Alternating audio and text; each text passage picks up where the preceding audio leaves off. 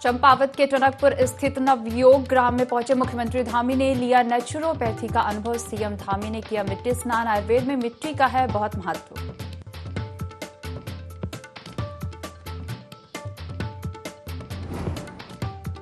उत्तराखंड के winter tourism पर जोर। 4 धाम यात्रा से उत्साहित सरकार विंटर टूरिज्म को लेकर जल्द करेगी सम्मेलन। विंटर पर्यटन को बढ़ाने के लिए करेगी प्रचार प्रसार।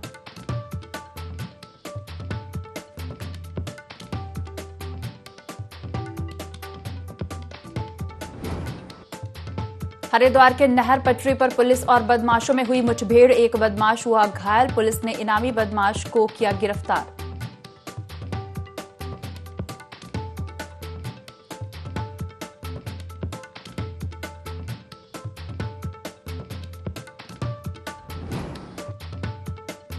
पुलिस की बड़ी कार्रवाई। मानव तस्कर को किया गिरफ्तार। लक्सर पुलिस ने मोहम्मद मुस्ताक कादरी नाम के मानव तस्कर को किया गिरफ्तार। 2 अपहृत बच्चे भी किए बरामद।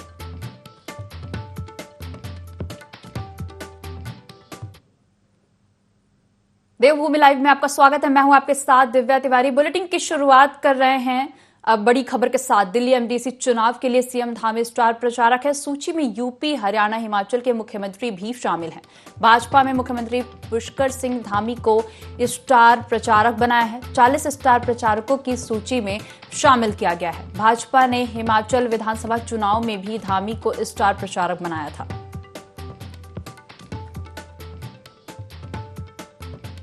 इस वक्त की बड़ी खबर हम आपको बता रहे हैं। Delhi municipal corporation of Delhi चुनाव के लिए सीएम धामी स्टार प्रचारक बने हैं। सूची में यूपी, हरियाणा, हिमाचल के मुख्यमंत्री भी शामिल हैं। भाजपा ने मुख्यमंत्री पुष्कर सिंह धामी को स्टार प्रचारक बनाया है। 40 स्टार प्रचारकों की सूची में शामिल किया गया है। भाजपा ने हिमाचल विधानसभा चुनाव में भी धामी को स्टार प्रचारक बनाया था।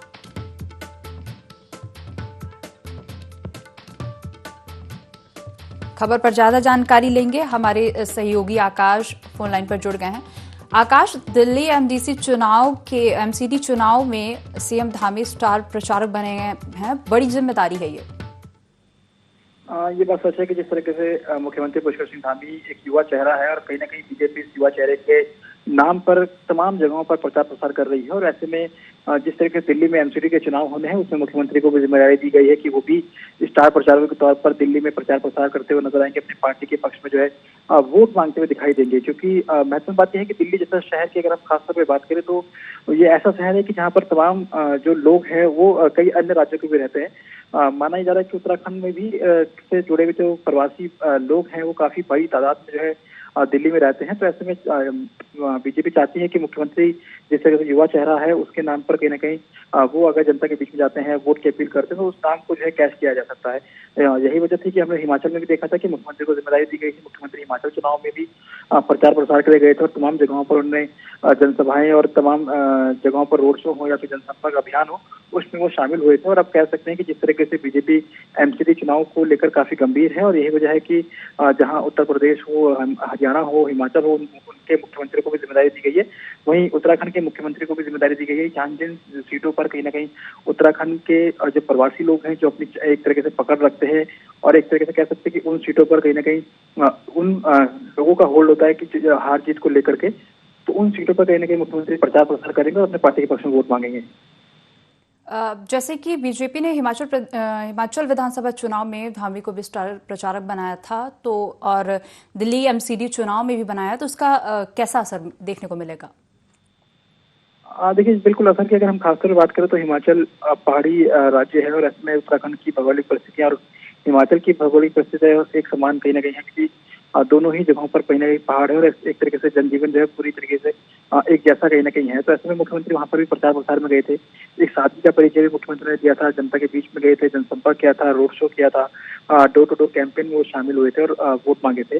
दूसरी तरफ अगर दिल्ली की बात करें तो दिल्ली कहीं ना कहीं एक मैदानी क्षेत्र है, लेकिन महत्वपूर्ण बात यह है कि उत्तराखंड के कई ऐसे प्रवासी लोग हैं जो इस समय दिल्ली में रहते हैं और निश्चित तौर पर कहीं ना कहीं हार जीत का फैसला कहीं ना कहीं उन वोट बैंक से काफी तादाद में होता है। तो ऐसे में कोशिश बीजेपी की भी है कि इस युवा चेहरे का लाभ जिस तरीके से उत्तराखंड में लिया गया था, कह सकते हैं कि मिथक उठा था, हमेशा से ये रहा है कि एक तरफ कांग्रेस, एक तरफ बीजेपी जो है चुनाव जीतती थी, लेकिन इस बार धामी के नाम पर वोट मांगे गए थे। युवा चेहरे को आगे रख करके बीजेपी ने जो है दोबारा जीत हासिल करी और जीत छोटी मोटी नहीं बल्कि प्रचंड जीत जो है हासिल की है।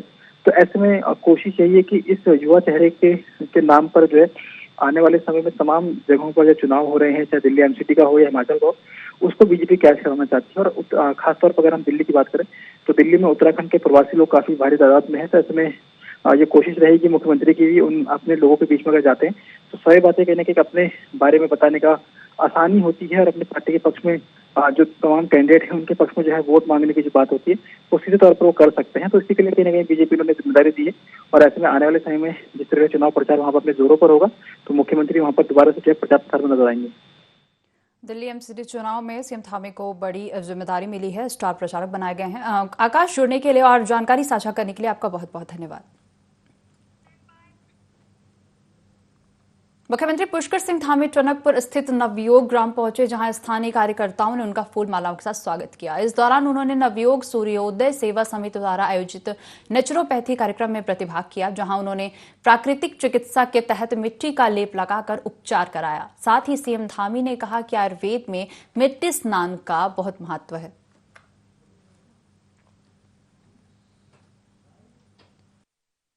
सबसे पहले तो आज प्राकृतिक चिकित्सा दिवस है।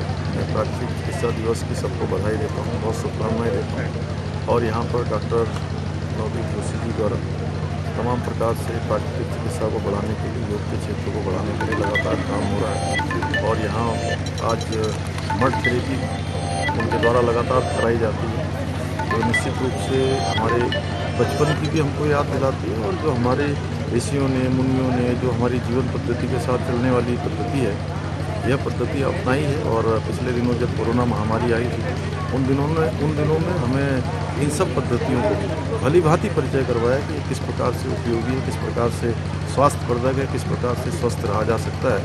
यह पद्धति उसके लिए सबसे बेहतर।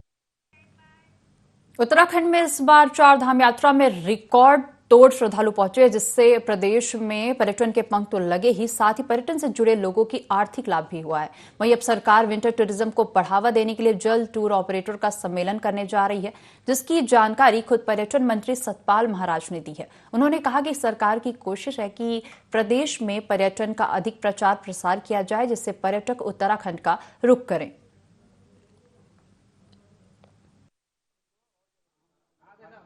विंटर टूरिज्म में लोग हमारी बर्फबारी देखने आ रहे हैं और हमने ये कहा कि शीतकालीन पूजा जहां होती हैं, जैसे कि खरसाली के अंदर यमुना जी की पूजा होती है और आपके मुखबा के अंदर गंगोत्री की पूजा होती है, केदारनाथ की पूजा ऊखीमठ में होती है और भगवान बद्री विशाल की पूजा पांडुकेश्वर और जोशीमठ में होती है। तो हम निश्चित रूप में आग्रह करेंगे कि शीतकालीन टूरिज्म में इन स्थानों पर आएँ जहाँ शीतकालीन पूजा होती है भगवान की, और इसके साथ साथ बर्फबारी देखने आएँ। और काफ़ी हमने सर्किट्स बनाए हैं, शाक्त सर्किट बनाया है, शैव सर्किट बनाया है, वैष्णव सर्किट बनाया है, गोलजू सर्किट बनाया है, नागराजा सर्किट बनाया है।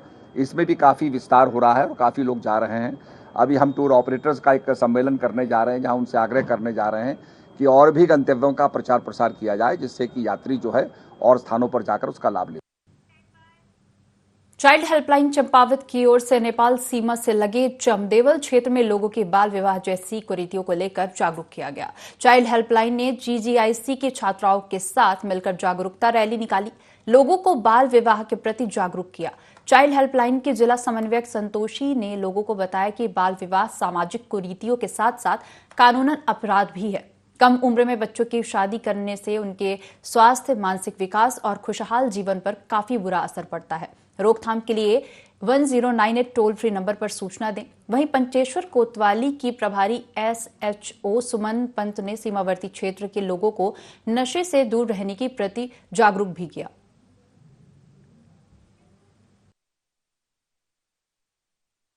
बाल विवाह जागरूकता रैली निकालने का मुख्य उद्देश्य लोगों को बाल विवाह के प्रति जागरूक करना है, ताकि लोग बाल विवाह के प्रति जागरूक हो, इसे एक सामाजिक कुरीति न समझें, इसे एक कानूनी अपराध समझें। कहीं कभी अगर बाल विवाह होता है तो इसके जिम्मेदार लोगों को कड़ी से कड़ी सजा मिलनी चाहिए। बाल विवाह देखने पर 1098 में कॉल करके जरूर सूचित करें, क्योंकि बाल विवाह से बच्चों का स्वास्थ्य, शिक्षा दोनों प्रभावित होती हैं। एक स्वस्थ समाज में बच्चों को अच्छी शिक्षा देकर उन्हें शिक्षा के लिए प्रेरित करें, आगे बढ़ने के लिए प्रेरित करें।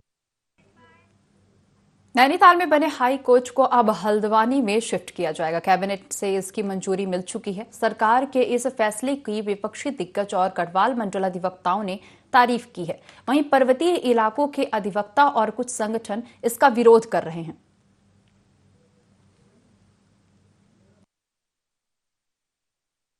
उत्तराखंड सरकार ने उच्च न्यायालय नैनीताल से स्थानांतरित करने का जो निर्णय हल्द्वानी में लिया है वो काबिले तारीफ है, अच्छा निर्णय है। लोगों को आने जाने की भी प्रॉब्लम थी, बड़ा महंगा है। उसके अलावा भी जो वहाँ के होटल व्यवसायी थे, जो वहाँ के ड्राइवर थे, जो वहाँ के छोटे व्यापारी थे, हाई कोर्ट का आदेश था कि इधर भीड़ इकट्ठी नहीं होगी। काफ़ी बड़ा एरिया हाई कोर्ट में जगह के रूप में घिरा हुआ था, नो एंट्री जोन था। नैनीताल को पर्यटन स्थल के रूप में देखा जाता है, तो सरकार ने अच्छा कदम उठाया है।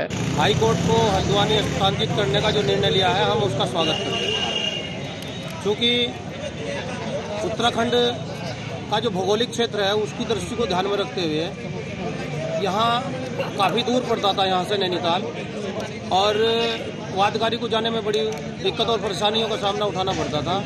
लेकिन मैं ये मानता हूँ कि माननीय मुख्यमंत्री जी का जो निर्णय है वो सराहनीय है।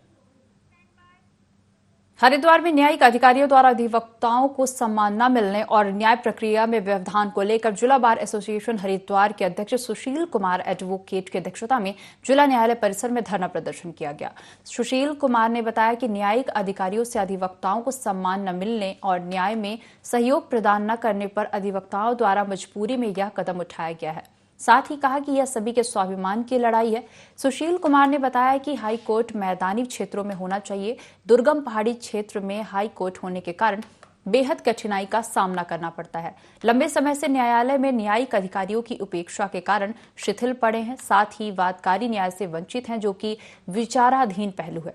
इसलिए एक दिवसीय धरना प्रदर्शन किया गया है। प्रदर्शन में सैकड़ों अधिवक्ताओं ने भाग लिया। हरिद्वार की नहर पटरी पर पुलिस और बदमाश की मुठभेड़ से हड़कंप मच गया। मुठभेड़ में बदमाश के पैर में गोली लगी है। आपको बता दें कि 50,000 का इनामी बदमाश गिरफ्त में आ गया है। वहीं दूसरा बदमाश मौके से फरार हो गया, जिसे पकड़ने के लिए सघन चेकिंग अभियान जारी है। डीआईजी ने बदमाश को पकड़ने के लिए 50,000 इनाम देने की घोषणा की है।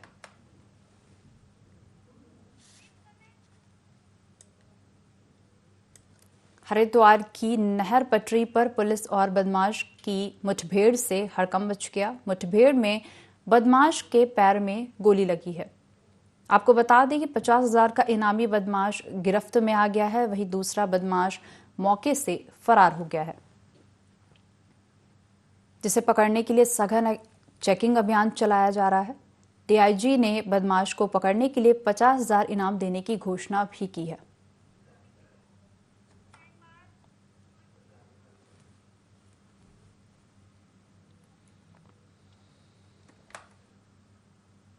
श्रद्धा मर्डर केस में आरोपी आफ्ताब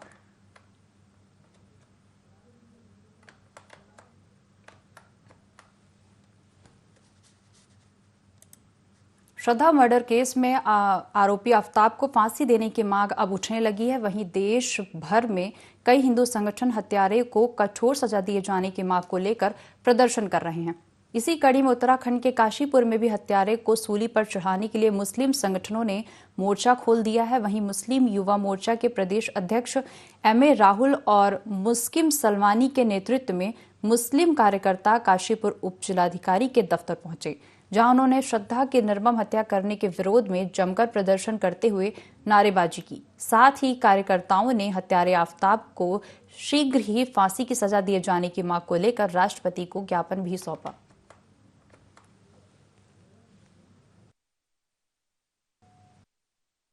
मुस्लिम यूथ मोर्चा के द्वारा महामहिम राष्ट्रपति के नाम एक ज्ञापन काशीपुर उप जिलाधिकारी अभय प्रताप जी को दिया गया है, क्योंकि पूना वाले के द्वारा एक बेटी के साथ जो जितना बड़ा घिनौना काम किया है उसकी जितनी भी निंदा की जाए वो कम है। तो हमारी मांग है सरकार से, महामहिम राष्ट्रपति से कि उसको डायरेक्ट फांसी दी जानी चाहिए। और पूरे हिंदुस्तान के अंदर आज बेटियों के साथ जो शोषण किया जा रहा है, आए दिन रेप जैसी घटनाएं को अंजाम दिया जाता है, तो हम चाहते महामहिम राष्ट्रपति जी ऐसा कानून लाएं तत्काल, जो फ़ौरन उनको भी, जो भी व्यक्ति अगर ऐसी घटना करेगा उसको फांसी हो, और जिससे कोई काम करने से पहले 10 बार सोचे कि इसका रिजल्ट ये हो सकता है। तो आज उत्तरांचल मुस्लिम यूथ मोर्चा के लोगों ने आकर उपजिलाधिकारी पाकर अपना धरना प्रदर्शन किया और मांग की है कि ऐसे व्यक्ति को फांसी होनी चाहिए। हरिद्वार के लक्सर में कोतवाली पुलिस और एंटी ह्यूमन ट्रैफिकिंग यूनिट ने मिलकर मानव तस्करी का बड़ा खुलासा किया है। आरोपी मोहम्मद मुस्ताक कादरी चाइल्ड लाइन और अनाथालय की आड़ में मानव तस्करी को अंजाम दे रहा था, जहां से अपहरण किए गए 2 बच्चे भी बरामद किए गए, जिन्हें बेचा गया था। स्थानीय महिला की शिकायत पर जांच पड़ताल की गई और कार्रवाई को अंजाम दिया गया। आरोपी तस्कर पर दिल्ली के कश्मीरी गेट थाने में पहले भी मुकदमा चल रहा है।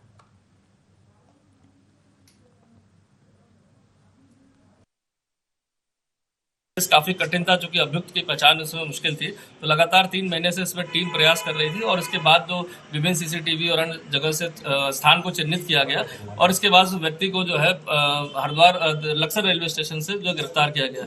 उन दस्तावेजों से ऐसा प्रतीत हुआ कि कहीं न कहीं वो एंटी ह्यूमन ट्रैफिकिंग में लगा हुआ है। 2 बच्चों को इसमें बरामद किया गया है, जो विभिन्न कारणों से अलग अलग जगहों से चुराए गए थे इस व्यक्ति द्वारा और अलग अलग जगह पैसे की एवज में जो है इनको बेचा गया था। जघन्य तरह का अपराध है और खासकर बच्चों के जो अपहरण की और उसको बेचा जाना, उस संबंधित धाराओं में मुकदमा दर्ज किया गया है। काफी सारे ऐसे दस्तावेजों से और अन्य चीजों से जानकारी मिली कि अन्य बच्चों को भी अपहरण करके विभिन्न स्थानों पर बेचा गया है, जिसके लिए माननीय न्यायालय से रिमांड लेकर इसमें आगे की कार्रवाई की जाए। मुख्यमंत्री पुष्कर सिंह धामी हल्द्वानी के दौरे पर रहेंगे, जिसे लेकर पुलिस अधिकारियों ने चाक चौबंद इंतजाम कर लिए हैं। एसपी सिटी ने बताया कि मुख्यमंत्री के दौरे को लेकर हर चौराहे पर भारी फोर्स तैनात रहेगी और मुख्यमंत्री के कार्यक्रम को लेकर एमबी इंटर कॉलेज ग्राउंड में भारी पुलिस बल तैनात रहेगी। गड़बड़ी को लेकर ड्रोन और सीसीटीवी कैमरों ने निगरानी की जाएगी।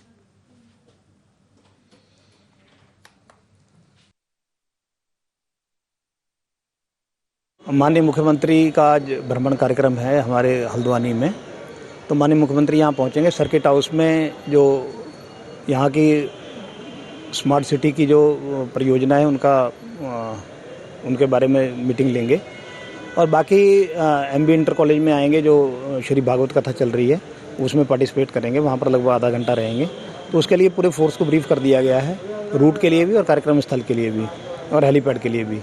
और कहीं पर भी किसी प्रकार की कोई समस्या उत्पन्न नहीं होने जाएगी। फोर्स पूरी तरह ब्रीफ्ड है और अगर किसी प्रकार का कोई अशांत करने वाला कोई अगर एलिमेंट होता है, असामाजिक तत्व होता है, अराजक तत्व होता है, तो उसके विरुद्ध वैधानिक कार्रवाई की जाए। देहरादून के सचिवालय में पंचायती राज विभाग की समीक्षा के दौरान मुख्यमंत्री पुष्कर सिंह धामी ने गांव के विकास की बात की है। उन्होंने कहा कि उत्तराखंड के ऐसे गांव जो भारत के प्रथम गांव हैं, उनके सुनियोजित विकास के लिए मुख्यमंत्री प्रथम ग्राम समेकित विकास योजना शुरू की जाएगी। प्रधानमंत्री नरेंद्र मोदी ने माड़ा में आयोजित कार्यक्रम में सीमाओं पर स्थित गांव की अंतिम गांव की बजाय प्रथम गांव कहा था। ये गांव देश के प्रथम गांव के साथ प्रहरी भी हैं। सीएम धामी ने कहा कि यह हमारी पहली प्राथमिकता इन गांवों का सुनियोजित विकास करने का है। इसके साथ ही सीएम धामी ने कहा कि गांवों में स्वच्छता के लिए मुख्यमंत्री पर्यावरण मित्र योजना शुरू की जाएगी, जिसमें प्रत्येक गांव में एक पर्यावरण मित्र की तैनाती होगी। वहीं ग्राम पंचायतों के सुनियोजित विकास के लिए मुख्यमंत्री चौपाल शुरू की जाएगी। आपको बता दें कि मुख्यमंत्री पुष्कर सिंह धामी स्वयं गांव जाकर चौपाल में प्रतिभाग करेंगे और मुख्य सेवक चौपाल में मुख्यमंत्री रात्रि विश्राम भी करेंगे।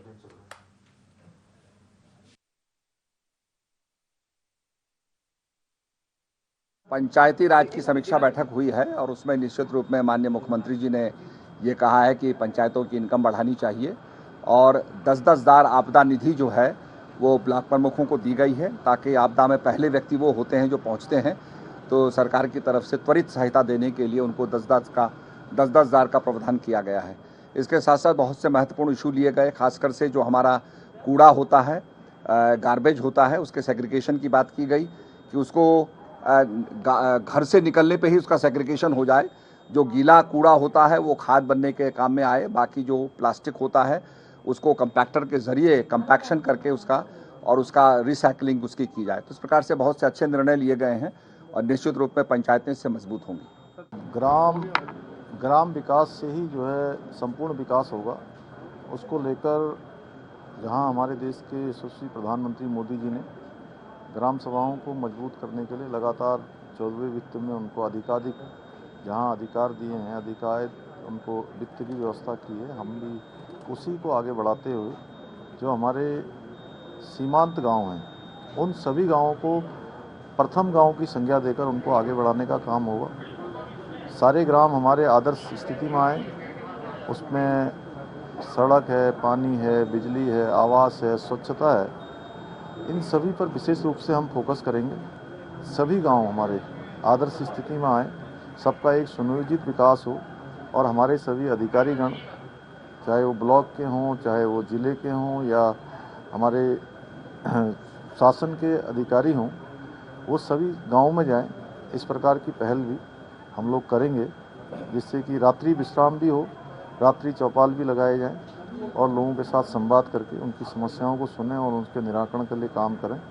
एक स्वच्छक जो है हर गांव में नियुक्त करने की भी हम लोगों ने आज निर्णय लिया है कि वो स्वच्छक जो है पर्यावरण मित्र के रूप में वो जो है उस गांव की स्वच्छता के बारे में भी विशेष ध्यान करेंगे। पड़ोसी देश नेपाल में आम चुनाव के सिलसिले में 17 नवंबर से 72 घंटे के लिए सीमा सील रहेगी। आपको बता दें कि 17 नवंबर रात 12 बजे से 20 नवंबर रात 12 बजे तक चंपावत जिले से लगने वाली भारत नेपाल सीमा सील रहेगी। इस दौरान सीमा पर आवागमन पूरी तरह से बंद रहेगा।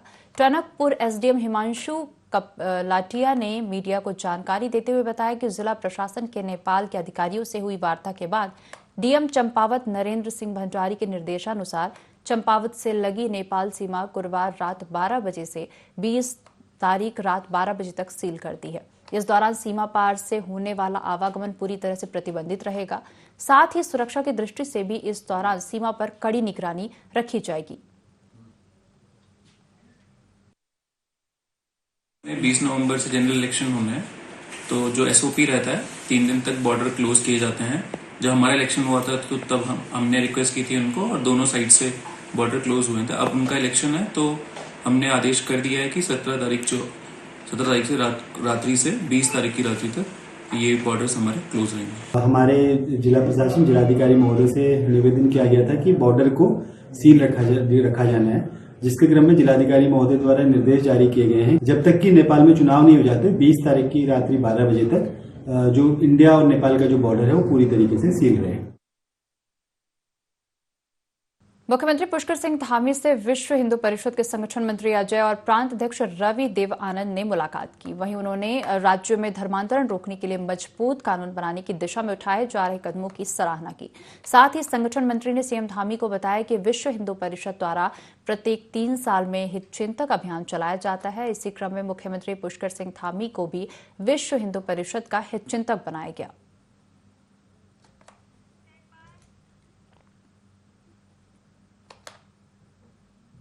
रुक कर रहे हैं अगली खबर का।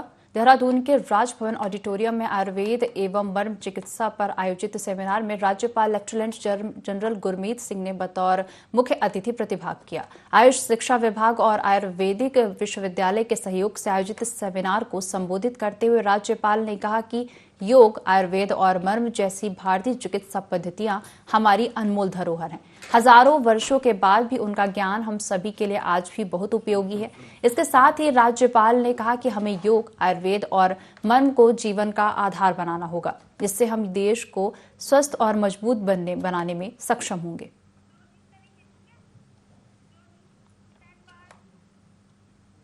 इस बुलेटिन में फिलहाल इतना ही। बने रहिए IND 24 के साथ।